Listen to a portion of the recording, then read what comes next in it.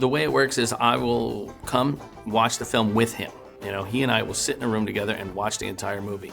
And we'll start and stop it, and we'll talk about, okay, well, music maybe should start here, it should end here, and okay, what are we saying musically? You know, what are we talking about? What's going on inside Mader's mind that we need to then, you know, translate to the audience? Because ultimately that's what it's about. It's about taking music and using that as a tool to describe to the audience what a character is thinking or feeling. You know, so it's about getting inside the heads of each of these characters so we do that bit by bit. We just kind of step through, and it takes two days usually to do that. You know, you get through half the film in one day, and then the next time you come up, you get the other half, because you're really talking out all of the issues of the characters. And we're not really talking about music, so to speak. We're just talking about emotions and feelings. And then I'll go back and, with all those ideas in mind, decide kind of how I want to attack that using music as a tool to translate. When I first saw Cars, the first thing I thought of was, it had a bundle full of energy in this movie. And I remember the film made me think of when I was a kid and I would ride around the neighborhood on my bike, and I had my Walkman, and my dad had this great kind of surf rock album. I don't even know exactly what it was, but it had some Dick Dale on it, and it had a bunch of different things. And I used to love riding around the neighborhood listening to that music, because it made me feel like I was in the middle of some big conspiracy or some big thing. Because surf music, surf rock is fun, but yet it also has this kind of dark, dangerous edge to it. And the first time I saw Cars 2, I just thought, oh my God, that made me feel like I was, back when I used to do that as a kid.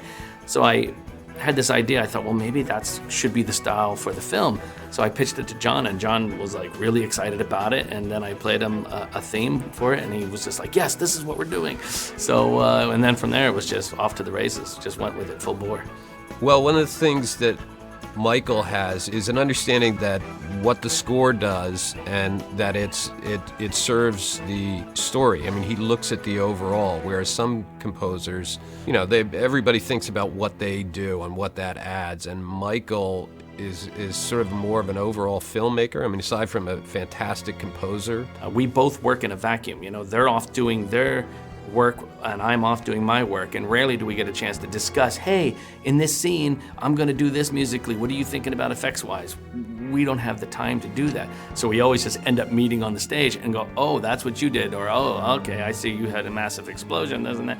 So let me back off here, let me pull out here. And I'm always the first to say, we should lose music from that scene. Let's lose it, let's get rid of it, because if it's not helping the story, if it's not helping tell the story, or if it creates an atmosphere of confusion because you have too many effects and too much music, I'd much rather just take out the music and have the story be clearer, because ultimately it's all about the storytelling. The people here at Pixar are pretty much extensions of my neighborhood friends that I had when I was a kid. So I can come up here and feel like I'm literally just running next door and saying, hey, you guys want to come outside? We'll make a movie, we'll do this and this, and I'll, tie firecrackers to you, and we'll do all this crazy stuff. That's what I feel like when I'm working up here, because everyone here kind of comes from a similar background of this love of both filmmaking and animation and storytelling. So we're all being, it's like running outside and playing in the yard together. And that's a great feeling. I love that.